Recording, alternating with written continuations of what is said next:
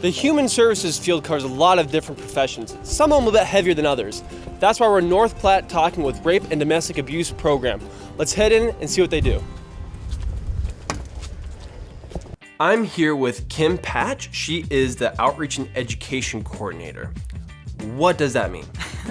That is a fancy term for the fact that I do a lot of PR. So I go out into the community and I talk to people of all ages and bring awareness to domestic violence and sexual assault. That's awesome. So what is your experience going into this? Did you do something in high school? Did you do a major? Like, what is your history behind it? I've always liked to talk to people. Okay. I've always enjoyed kids of all ages kind of thing. However, then I had a life experience that I went through domestic violence. Yeah. And so for me, it's more about bringing awareness to that and so that people don't have to kind of go that alone. I want them to know that we're here. And if I'm not out in the community, they don't know that we're here.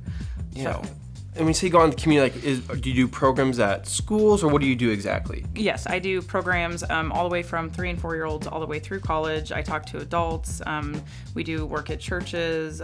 Local organizations have me come in and talk to their people. We do a lot of volunteer training, stuff like that. That's amazing. What was your educational background going into this? I have a bachelor's degree in behavioral science, and mostly that was just because I enjoyed the psychology of it. Okay. I like to learn about the different kinds of people, different cultures, stuff like that, and then how to help them. That's amazing. That's amazing. And with a bigger spotlight on rape and domestic abuse now, especially on the college side, you do a lot of stuff with colleges too? We do. We try to come in any chance that they give us for presentations. I like to do outreach there, even if it's just handing out brochures or pamphlets. That way they know we're here. We have a 24-hour crisis line. And then we also have a lockbox where they can ask anonymous questions, or if something happens that is kind of a secret that they don't want to talk about with somebody that they know, they can ask me about it and I'll answer them back anonymously. That's amazing. Do you have any activities that have gone on today, whether that's a school or a church, that I could possibly join along with? Absolutely. I'm going to Kids Club here in a little bit, and we're going to hand out some pamphlets, some water bottles, candy, and you can join me. That'd be awesome. Right. Here we go. Because things at home aren't very safe. Okay? So with that, part of my other job is then to educate all of you guys. So I come into your schools every single day during the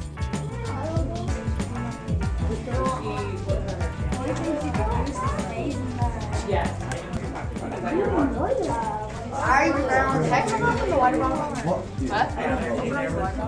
Kim, thank you so much for letting me be a part of what you do today. It was a lot of fun being with the kids. Yeah.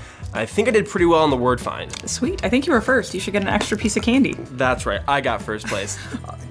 Thank you so much again, Kim. Absolutely. That's what they do here at the Rape and Domestic Abuse Program of North Platte.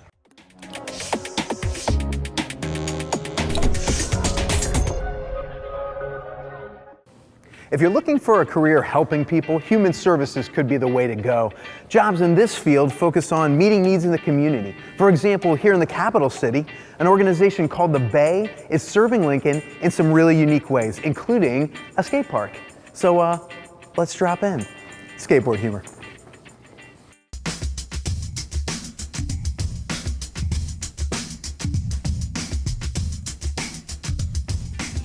Well, this is Shane. He's the program director at The Bay, which is a coffee shop, a skate park, a music venue. But behind all that, there's a heart. Tell us about that. Yeah, absolutely. Well, we're a nonprofit based here in Lincoln, Nebraska, and we work to build community by providing people with somewhere to be, something to be about, and then connecting them to people who care. So we do that through a lot of different avenues, but here in Lincoln, primarily, we do that through skateboarding and music and art and coffee. So yeah, That's so we're glad cool. to have you here. So what are the needs of people walking through your doors? You know, it's a whole range. For some people, this is just a spot to come hang out, study, grab coffee, a spot to skateboard, but we really believe in meeting tangible needs as they exist. So a lot of young people who Nikki, our outreach director, connects with are experiencing homelessness or exploitation, or they might need a food box or diapers. So we see a wide range of different needs come through.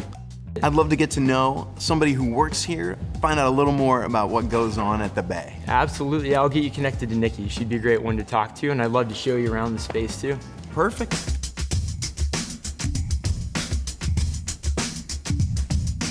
Meet Nikki. She is the outreach director here at the Bay. So tell us what an outreach director does. Right, well, I help homeless, at-risk, and sexually exploited youth get connected to services and just provide support and make sure someone's there for them. So what does that look like day to day? What do you do when you get here in the morning, throughout the day? Well, first I make sure that everyone has transportation to school, especially the homeless population, just so they have a chance to make it there on time. I also help a lot of other kids just make sure that they're applying for colleges, apply for jobs, get into housing, support them by giving them basic need items, and then also just making sure all the kids that come to the Bay are supported and their families are supported, and make sure that they have the same opportunities. So you're really the person that's kind of looking out for everyone. You're identifying needs. Some are basic needs, some are educational needs. You guys do job training and things like that, is that right?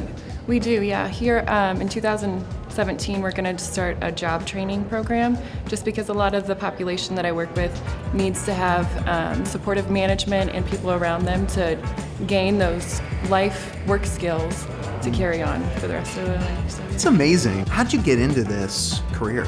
Right, well, when I was a youth, I was a foster care youth and I lived in a group home. And when I was there, I had amazing staff that were very supportive. And when I grew up, I went to college for criminal justice and then decided to go back to the group home that I lived in to be one of those support staff to the kids that were like me. So I did that for a while and moved on to outreach. So now I'm here. Yeah. That's awesome. And what's the most rewarding part of your job? Just seeing people that I work with grow in different ways is very rewarding. Yeah, I bet. Well, thank you so much for talking to me about this. And if you're considering doing this, you can do it while you're still in your college career. Yeah. That's right. And so as you're in process, you're having an incredible impact. If you're thinking about an impact, check out the Bay. They're helping people and having a blast doing it. Thanks so much. It's great to meet you. Thank you.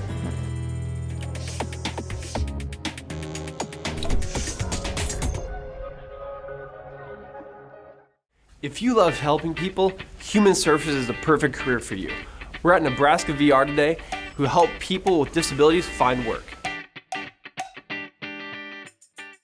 I'm here with Brock Westad, and you are a business account manager, correct? That's correct.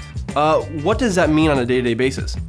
What that means is at Voc Rehab, we take a dual customer approach. So we work with VR clients, folks with disabilities that are finding employment. And then the other side of that coin is we work with local employers to help them fulfill their hiring needs. And that is where my job comes in. I create and foster relationships with local employers, learn about their businesses, learn about their hiring needs, their job requirements, and then I take this information back to our service specialists at VR, and we try to plug our folks into those positions that are available at the businesses. You're like a professional matchmaker then? Yes, that's a good way to put it. Yeah, absolutely. So going into that, what was your inspiration? What was your path here? It's kind of an interesting, non-traditional path. I did go to college. I went to Doane College. Got my bachelor's degree in sociology. Cool. I've always had kind of a knack or a love for helping people. Right. So that's what kind of took me to the sociology path, and just interest in people in general. Right. Once I graduated college, that's where it kind of gets non-traditional. I was in a metal band that got signed to a record label. That is super cool. Yeah, definitely left center type thing. And then so we got signed to the record label. We toured. It was kind of a whirlwind thing for about 10 years. Okay. But when I wasn't on tour, I came home and I still worked in human services. All right. So I worked with youth in the juvenile justice system. I was a family support worker, so I helped families in need. A tracker. So I did a lot of human services work when I was home from tour. And I would go back out on tour. So I was kind of living a double life there for a long time. Yeah. When I decided I'd push the music thing as far as I could and I was happy with what I accomplished, I stepped away from it, started to look more long-term, and that's when I came to Nebraska VR as a service specialist. Okay. And I did that for about a year and a half, and now I'm a business account manager, and that's where we're at today. That's awesome. So you maintained that love for helping people through high school, college, and then even with your touring. So if you're gonna give some high school students some advice or something that they should focus on, what are some skills or education that you would tell them? If you have these skills, do this degree, and if you have these skills, helping people is the way you should go. Yes, and I feel like if you thoroughly enjoy helping people, if you get a good feeling from it, then pursue human services. It's not, if you look into some of the research, it may say it's one of the lower paying career fields, but I don't think that's completely accurate. I think if you work hard enough and you work at the right places like Nebraska VR, I think you can do well enough and be happy with your career. Right. And it's definitely a long-term career if you want it to be. Yeah, and it's more about helping people, right? More than money at the end of the day, correct? Correct. Yes, absolutely. Awesome. Brock, thanks so much for your time. Sure, absolutely. Well, that's Nebraska VR, where their main goal is to help people and put them where they need to belong.